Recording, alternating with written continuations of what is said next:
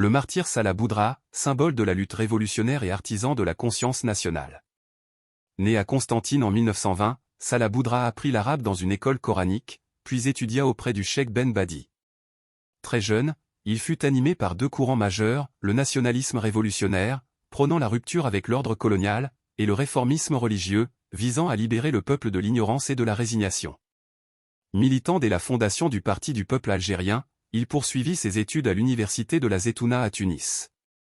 Rentré en Algérie pendant la Seconde Guerre mondiale, il refusa le service militaire français et se réfugia à Gigel, où il poursuivit son action de sensibilisation.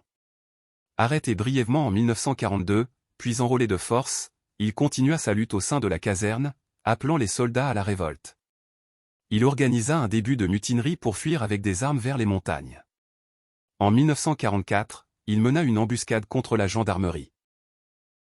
Arrêté après les massacres du 8 mai 1945, il fut condamné à 10 ans de prison, mais libéré en 1946.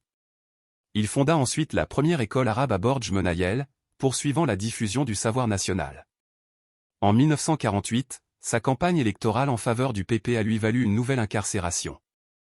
À sa libération, il reprit l'enseignement à Constantine, où il forma la jeunesse à l'esprit de résistance.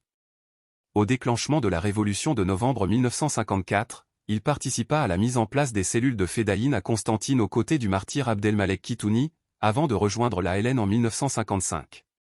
Il fut ensuite nommé responsable politique de la zone de la Wilaya 2.